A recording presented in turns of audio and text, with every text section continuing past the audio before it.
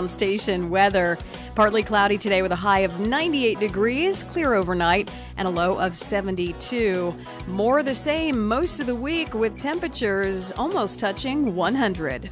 For all that's going on in the Santa Clarita Valley, check us out on social media. Like us on Facebook. Follow us on Twitter and Instagram, or download the free app, or just go to hometownstation.com.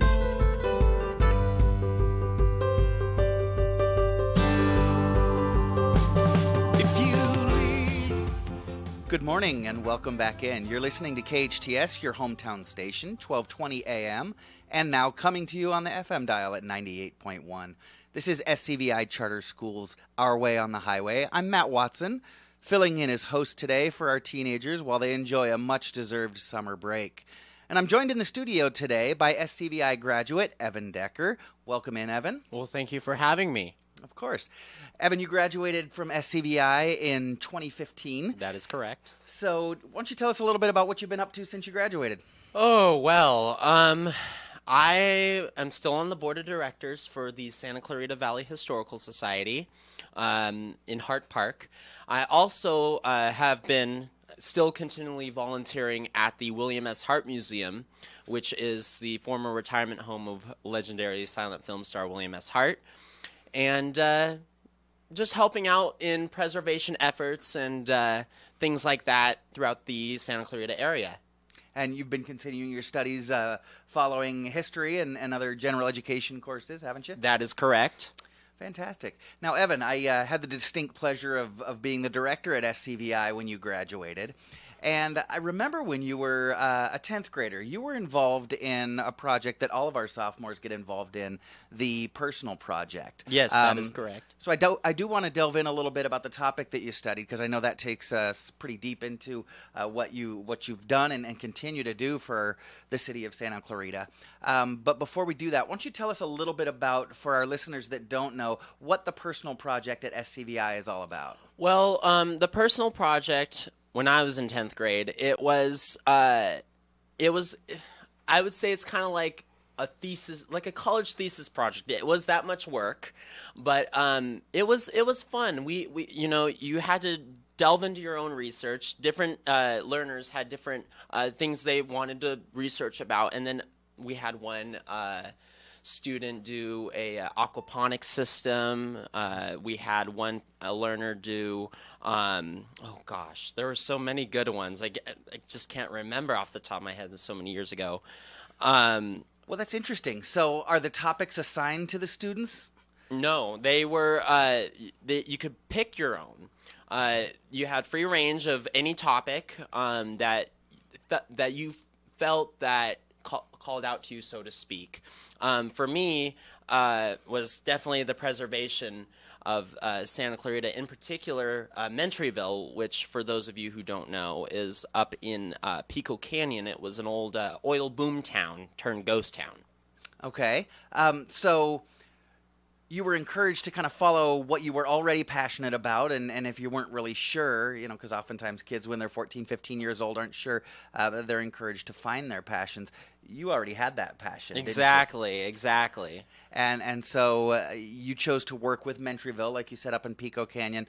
So what exactly did that work entail? You worked on it for a year. What all did you do? Well, yes. A lot of the research, the first part of it was the research.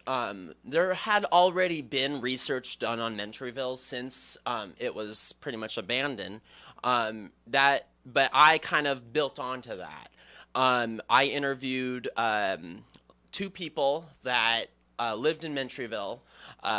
Even though it was, they lived there after it was abandoned. They were still pumping oil from the wells, but they lived in the house, the big what we call the Pico Cottage, up there in the Mentryville. I also went and delved into not only the town itself, but the oil history as well. For those of you who don't know, Mentryville was really the birthplace of Chevron. Wow, I didn't know that. Because it was Standard Oil. Originally, it was called Standard Oil, and then years later, in the teens and 20s, it was branched off to Standard Oil of California.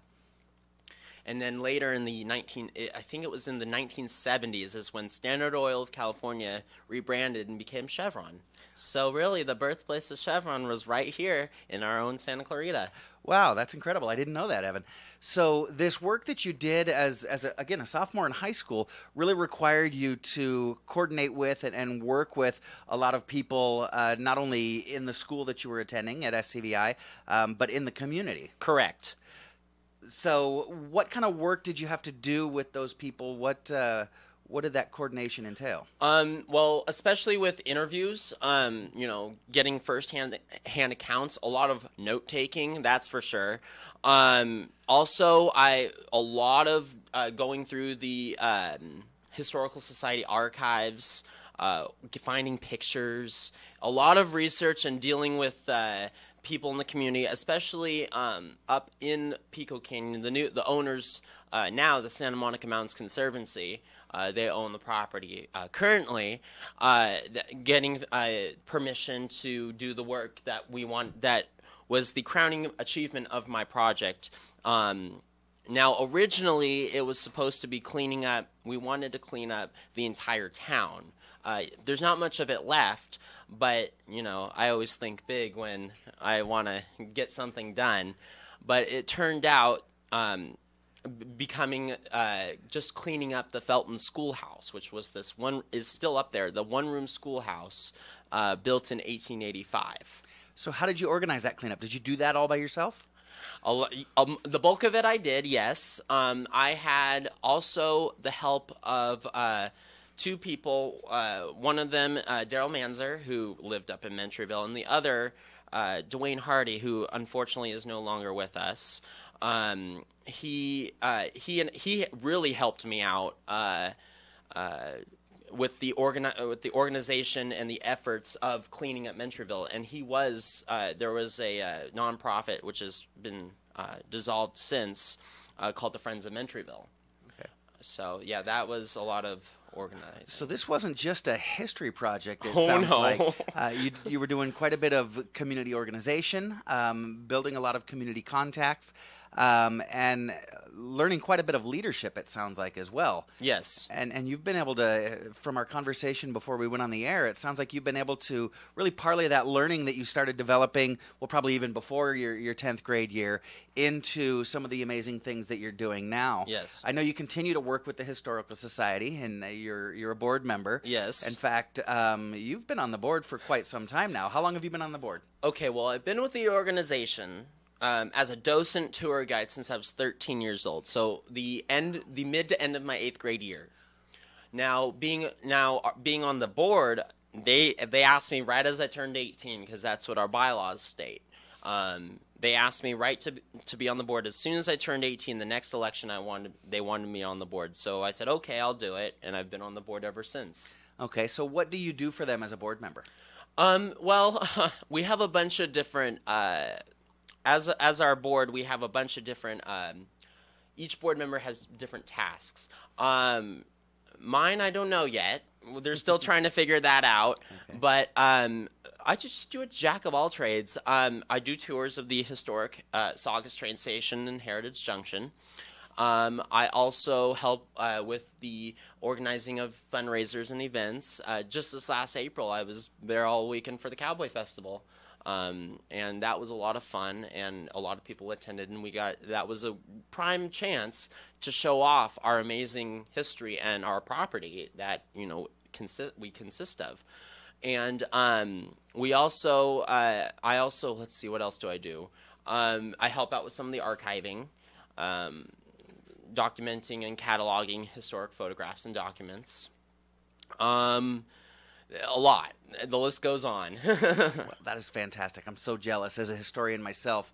I often get fascinated and kind of go down rabbit trails of just researching Santa Clarita history. There's quite a bit of history here in our valley that oftentimes residents don't know about. Yes, there are a lot of things that if it weren't, I like to call the Santa Clarita Valley kind of the junction of California history, because you had, like, for example, you had Beals Cut. You had, which was the only, prior to Sierra Highway, and then was the only way to and from really northern and southern California, you could get past the Grapevine by going out to Mojave or the El Camino Real. But the Newhall Pass was the tough one.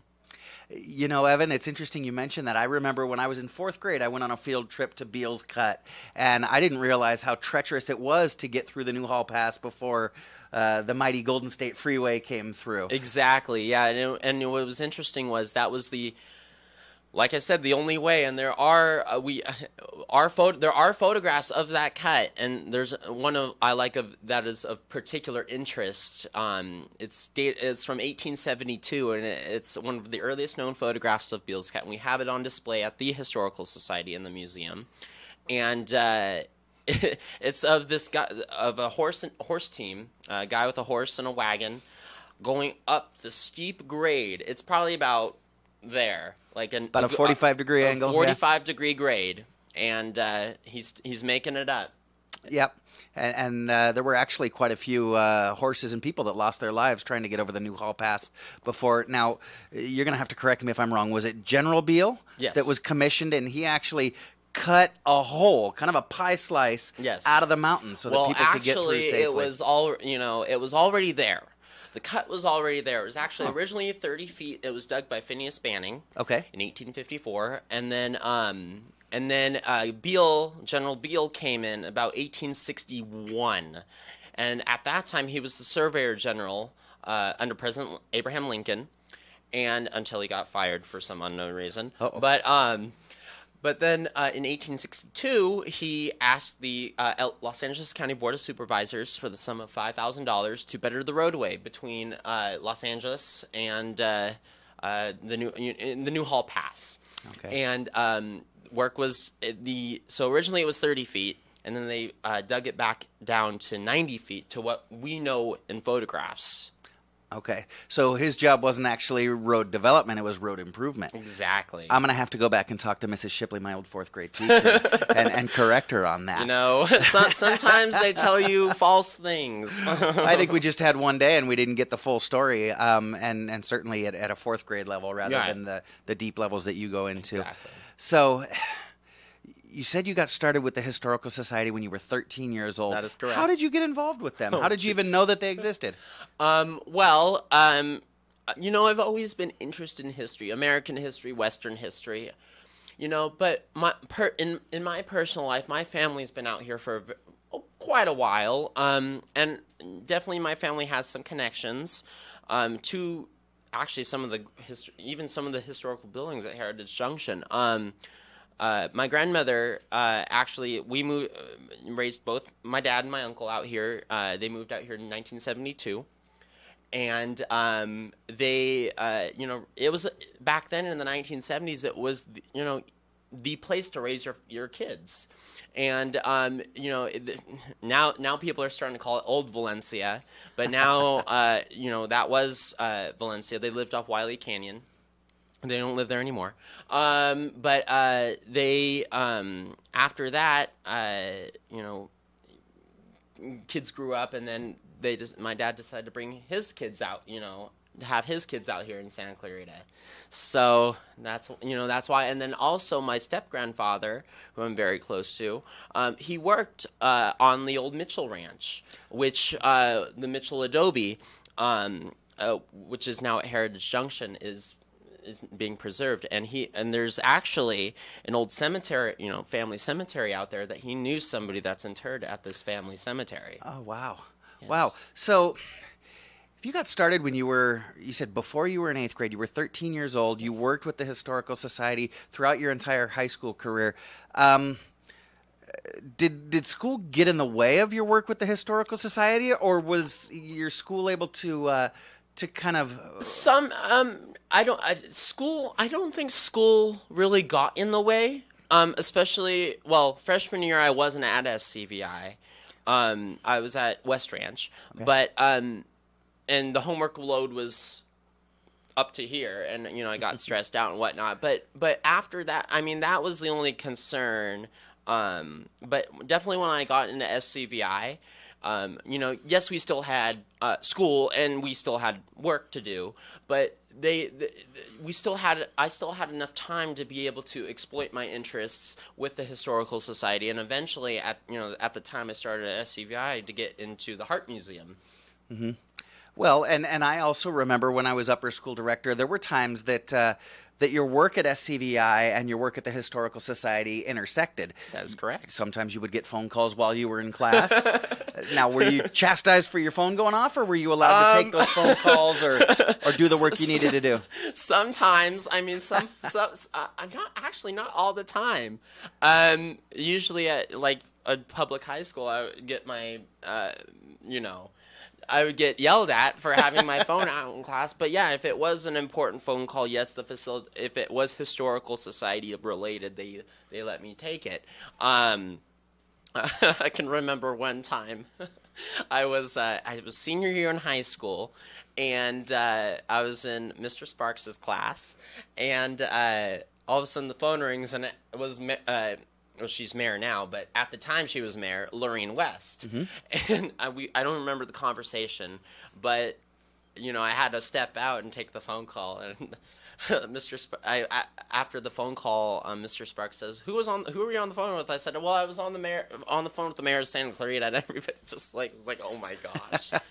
Mr. Sparks is a great guy, but when the mayor calls, you got to take the call, right? Yes, yes, that is true. Well, and our education model at SCVI is a little bit different. We're, as you know, a project-based learning school. Yes. And the whole reason that we develop project-based learning is to give our learners a more authentic education where ideally they are working on real life projects. They're in the community working to build a better reality for their community, for their world. And if that's what you're doing, it's not that it's getting in the way of your learning, it's enhancing. It is your learning. And you are absolutely right about that. So you're on the board for the Historical Society. I understand you also volunteer at the Hart Mansion. What do you do there? Okay, so I started at the William S. Hart Museum. Technically, I was 14, and I knew, and it was the first time I met her job position at the time was the Education and Volunteer Coordinator. It was, I can remember this vividly. It was for an event we had. It was jointly with the Hart Park and the Historical Society called Chaplin Fest. And it was for the 75th anniversary of Charlie Chaplin's last film as The Tramp, called Modern Times. Oh, wow. Released in 1937. Anyway, I had to go run an errand for somebody, and later I went to ask this tall lady about one of the head guy's speech, and she was just so taken back of how, and I was 14 at the time. Not many 14-year-olds can do this, but she said I was very articulate in my way of thinking, and she was just so taken back by how young I was at the time and how headstrong I was. So anyway, she and I always had an interest in the Hart Museum. I mean, I've been going to that park ever since I was little. So anyway, a couple months later, I decided, okay, maybe I can take this on to be a docent at the Hart Mansion. So she started training me in things. And then one day I got a phone call from her that said due to legality issues that you had to be 16 to start volunteering. But she actually fought for me. Oh, wow. Which I was bummed, but it gave me more time to do research and to do things, learn about who William S. Hart was and, his time here in Newhall. Mm-hmm. And then I think August of that year, my 16th birthday, I did my first tour, and it was amazing.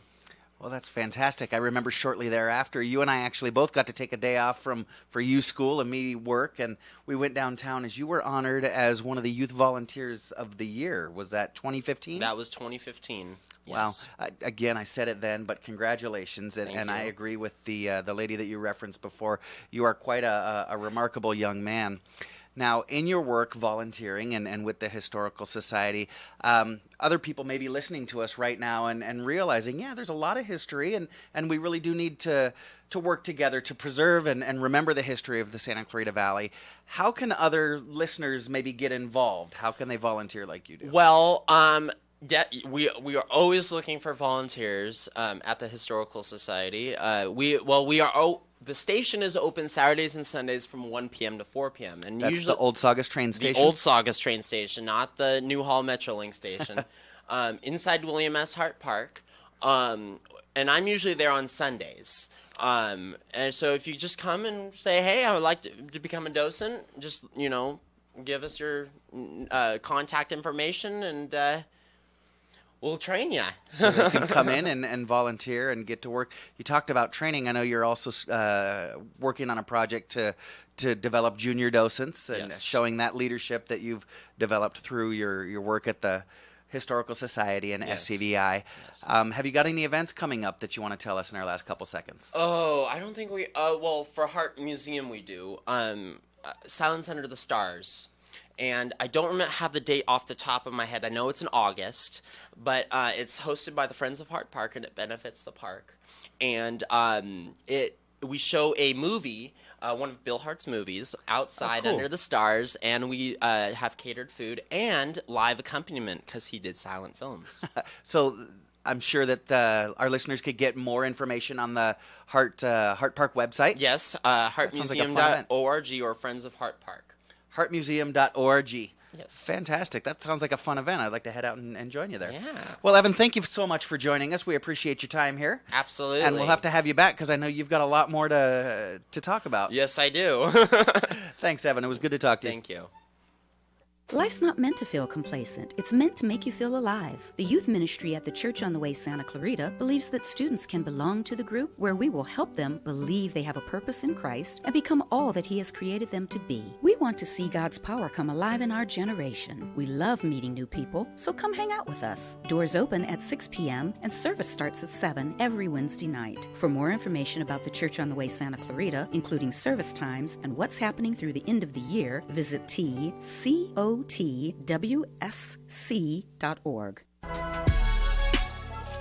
Do you ever listen, but you're not really paying attention? Sort of like what you're doing to me right now. This is Alex Urbina, your advanced life coach specialist. One of the most frequent questions I hear is, what is a life coach? Well, tune in every Friday at noon to learn the value of having a coach and listen to a live coaching session on the radio. Right here on your hometown station, KHTS. Koalas at the zoo, they're waiting for you at the Santa Barbara Zoo.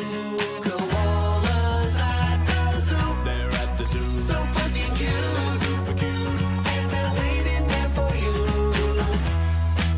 Come visit Edmund and Thackeray, the new koalas at the Santa Barbara Zoo today.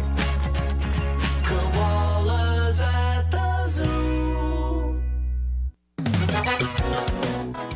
Hey there, I'm Tori with your hometown station weather. Partly cloudy today with a high of 98 degrees, clear overnight, and a low of 72. More the same most of the week with temperatures almost touching 100. For all that's going on in the Santa Clarita Valley, check us out on social media. Like us on Facebook. Follow us on Twitter and Instagram, or download the free app, or just go to hometownstation.com.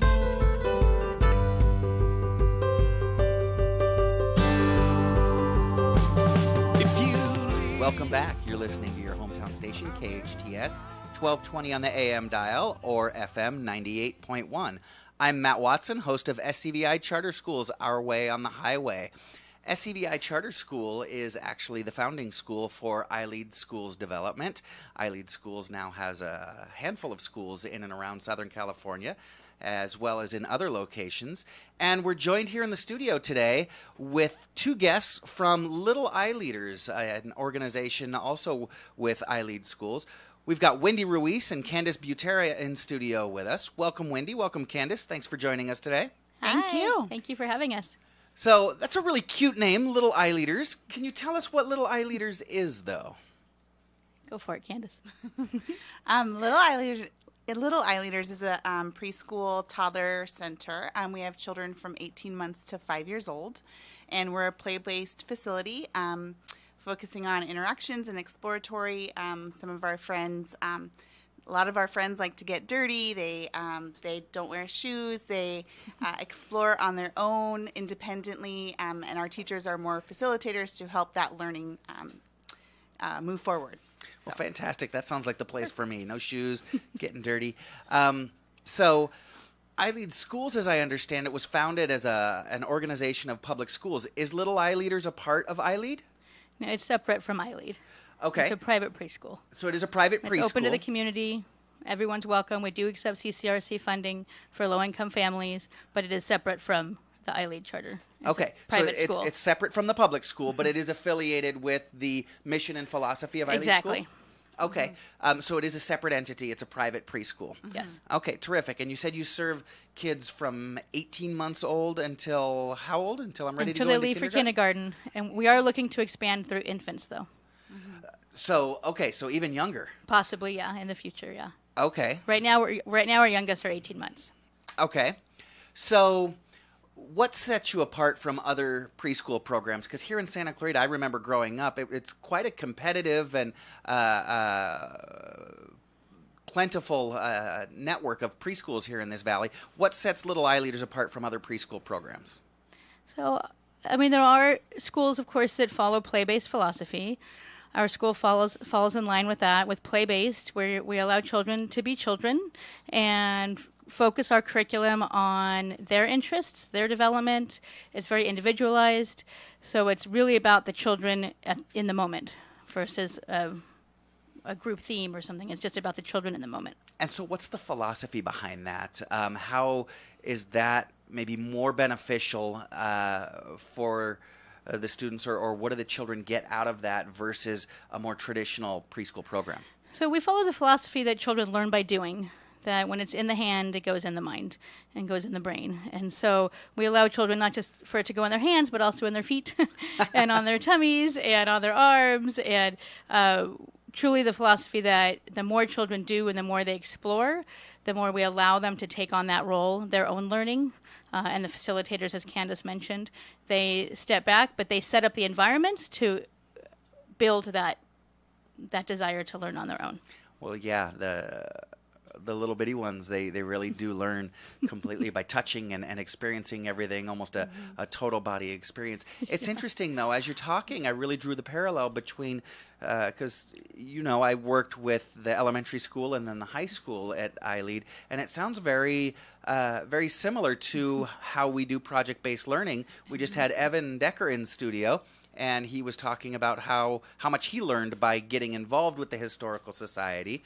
Sounds very similar, just at a more age-appropriate level. The kids are learning by doing. So how do our families respond to this play-based learning philosophy? Well, what I found, I've worked at preschools, across the valley, and what I found about the parents that choose Little iLeaders is that they're really invested in their child's education. They're looking for a program that they feel is going to inspire their children to learn, and not just be forced to sit down and do paperwork because it's art time or because they want them to learn all their letters. It's just a more worldly, forward investment in education versus what we've seen in the past in general, like you were referring to, like traditional preschool programs. So creating that environment that fosters creativity and exploration really does have its benefits as our kids move forward. It's not just about keeping the kids happy so that they're, don't throw temper tantrums or things like that. How does that help them as they develop and grow and move into the more academic side of school? Yeah, so we're hoping, similar to the iLEAD philosophy, that we're not just teaching them skills for now, but teaching them skills for life. So how to make choices, how to work with others, how to socialize with children that, if a child takes a toy, what do? The facilitators don't, or the teachers don't just jump in and solve it. They provide the children everyday skills so that they can solve things on their own, but at at the level of a toddler or a preschooler versus, so when they do get into school age or high school and life, they have those skills already built in. So learning that problem resolution and people skills even from the earliest ages. So how early is too early to teach kids problem solving?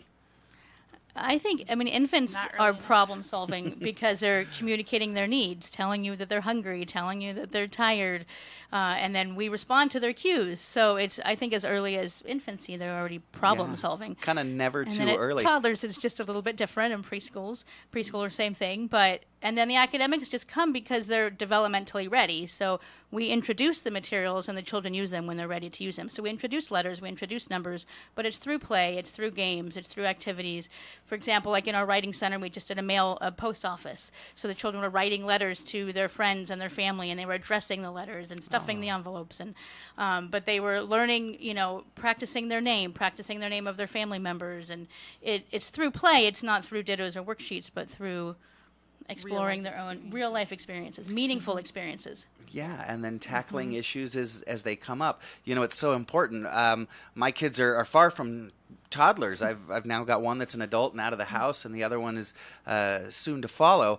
And you're absolutely right. If we wait until our kids are 14, 15, 18 years old to problem solve, it's too late. We've held their hand too long, and we've stifled that growth, and then they're not ready to move on into adulthood. We really need to start early on, especially if we're building not just students, not just learners, but leaders. Mm-hmm. So can you give me an example of a space that would foster that creativity and growth? What do the spaces look like at Little iLeaders? Well, I have an example. Just this morning I was there. And I think the teachers are probably listening, so they're going to laugh. But the toddlers, so the girls were, I don't know, I think they're about 20 months old. They were climbing on their playground structure, and they got up to the top of it, which isn't very tall. It's a toddler-appropriate structure. But they got to the top, and then they got a little nervous that they were high.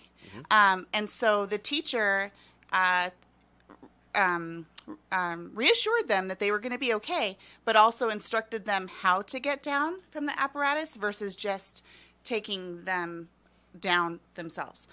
So it was different. My first instinct, even as being a parent as well, was like, let me help you, let me take you down. But the teachers are very well versed in like being able to help the child get down on their own and giving them the steps to do that versus just fixing it for them. So that was just from this morning, an example.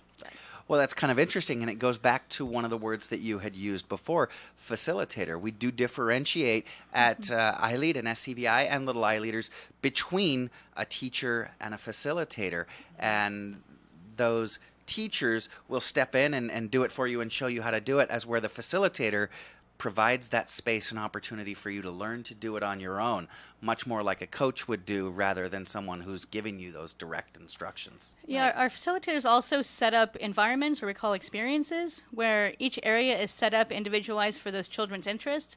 The children then can discover how they want to use those areas, but they're all very well organized or implemented in a way that it's intentional learning, that they can then choose. It's very open-ended.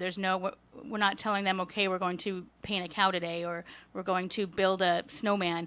Today these are the materials. They're set up for you to use how you choose, and then they come up with their own ideas and their own learning. Well, that's very interesting. I do remember back when I was in early elementary school, and some of my earliest memories were of teachers telling me what to draw and how to draw it, and then when I did it wrong, they would allow me to erase and correct, but it needed to be like the sample. I remember later on when I was in college reading about Pablo Picasso, and boy, that's not how he learned to paint, is it? That's not how he developed the amazing creativity and the mastery that we know today.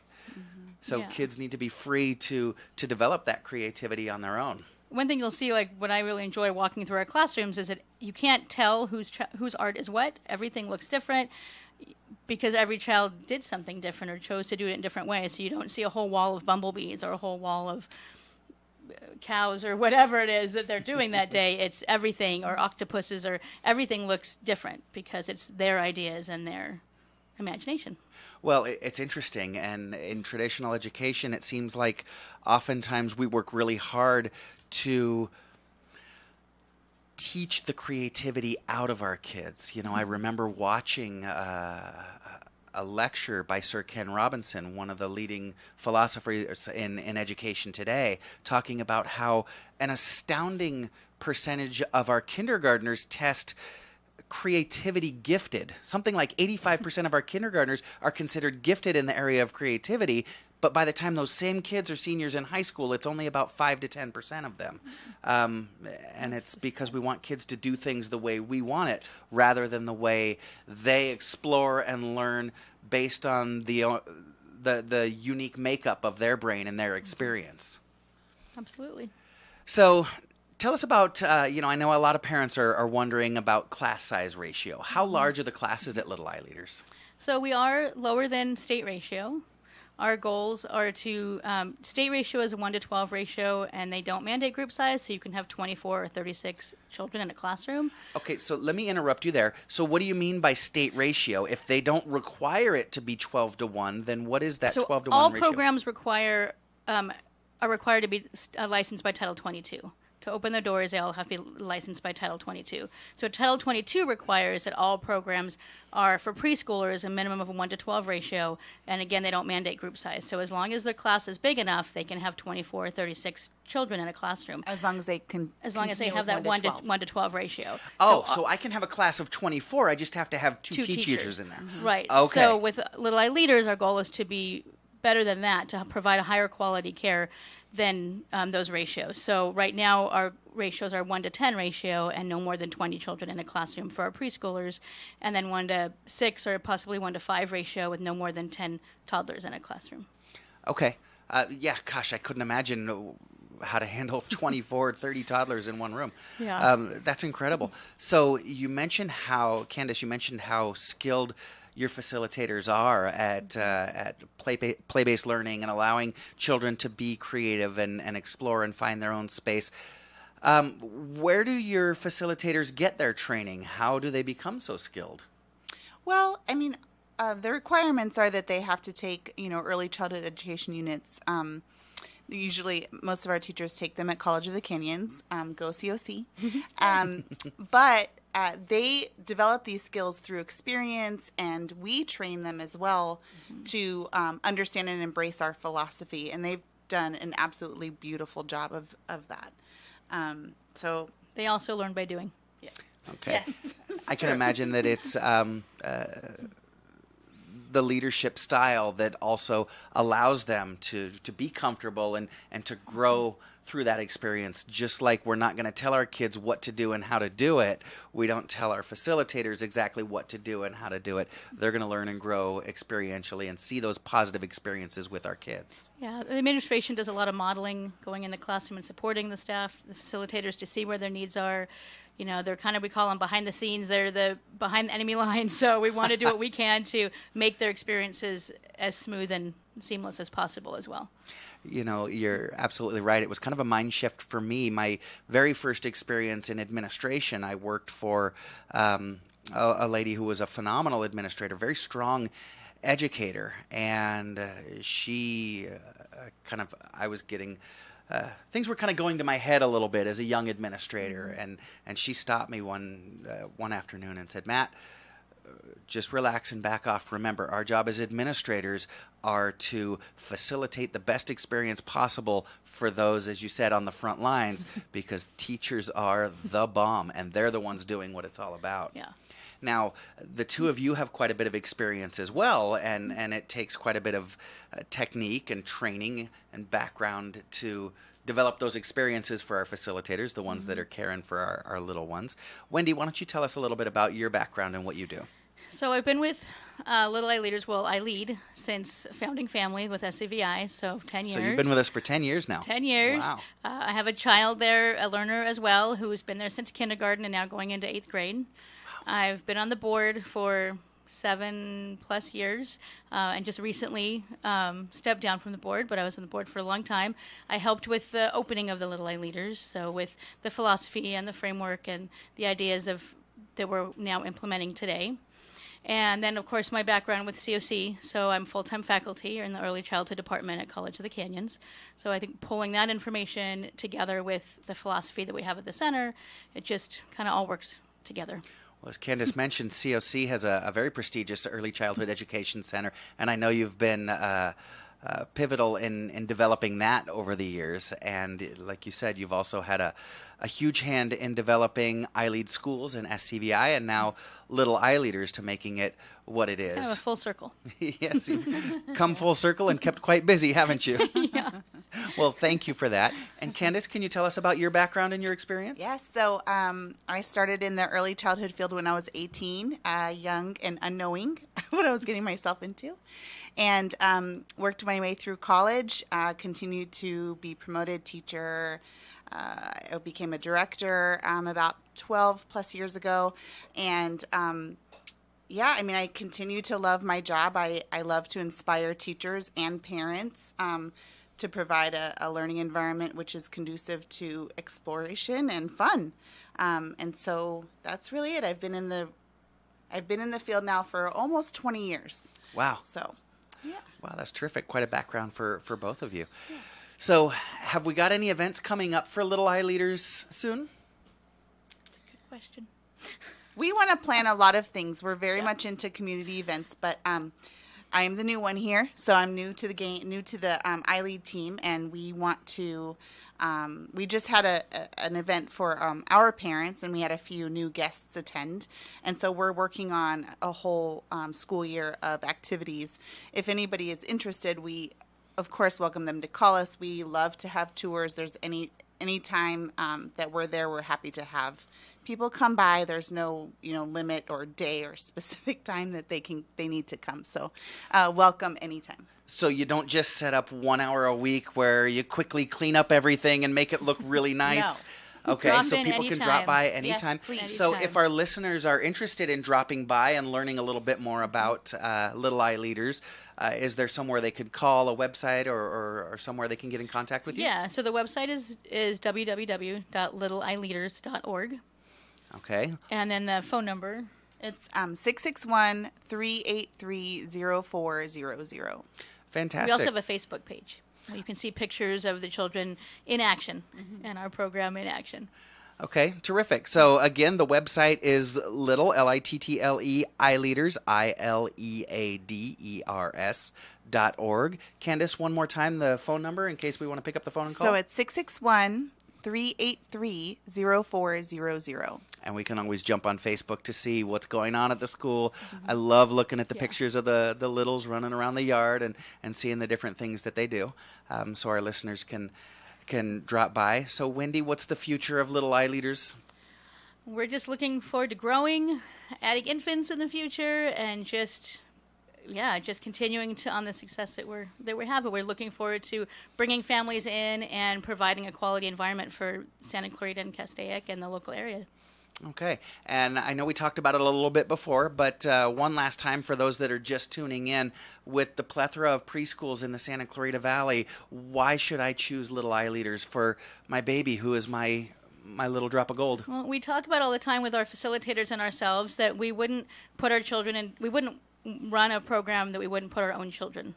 So we believe it's a true high-quality program for all, that all children, every family deserves a program that will provide the best environment for their children. They're home away from home, and we believe Little iLeaders provides that. And you really do put your money where your mouth is. Your kids have been with iLEAD and SCVI for these last 10 years that we've been in existence. Yep. Well, I want to thank you very much both for joining us, Wendy and Candace. And again, if you're interested, go to littleileaders.org or the Little iLeaders Facebook page if you'd like to learn more. This is KHTS, your hometown station. We will be right back. Stay tuned. Santa Clarita Philharmonic has begun its season of free concerts. The SCP is a non-profit community-based volunteer symphony orchestra comprised of local musicians from throughout the Santa Clarita Valley who are dedicated to providing quality classical music for the residents of the Santa Clarita Valley. Like the Santa Clarita Philharmonic on Facebook or visit santaclaritaphilharmonic.org for more information. Live life juiced up at Juice It Up Valencia. Come in and try our great tasting smoothies, protein shakes, acai, and wheatgrass for your healthy lifestyle on the go. Also, enjoy our 10 flavors of tantalizing zinc frozen yogurt and selection of healthy toppings. Juice It Up Valencia is located at the corner of Newhall Ranch Road and Copper Hill Drive in the Office Depot Plaza. Open Monday through Saturday from 7 a.m. until 9 p.m. and Sundays from 8 until 8. And remember to live life juiced up at Juice It Up Valencia.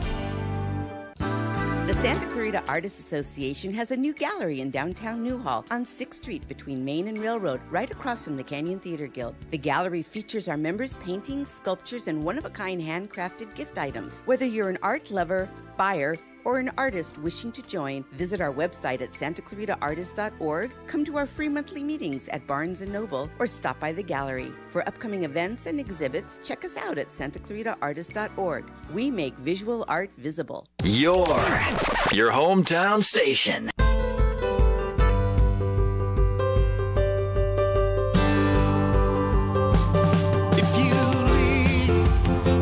Welcome back. You're listening to SCVI Charter Schools, Our Way on the Highway on KHTS. We've been having a great time here in the studio with graduate of SCVI, and that's Santa Clarita Valley International Charter School, with SCVI's graduate, Evan Decker, from the Santa Clarita Historical Society, and Wendy Ruiz and Candace Butera of Little iLEADers still in the studio. Welcome back, Wendy and Candace. Thank you. This radio program is produced and run by the students of SCVI Charter School, Santa Clarita's first classroom-based charter school, and I am the fill-in host while they enjoy their summer vacation, traveling, visiting family, and enjoying those beautiful Southern California beaches. But I'm having a good time, and I might ask, if I can, keep doing this when school starts. So we do have a couple of events coming up. Again, tonight at Santa Clarita Valley International Charter School. If any of you are intrigued about our school, the way we do project-based learning, the way we develop the students at Little iLEADers, as well as the students at SCVI. We are a preschool program at Little iLEADers, and then at our charter school, we have kindergarten, or actually transitional kindergarten, through 12th grade.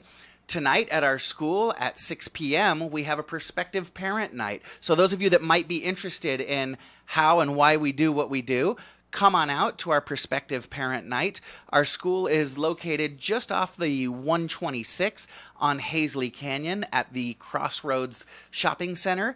28060 Hazley Canyon, just north of the city of Santa Clarita in Castaic.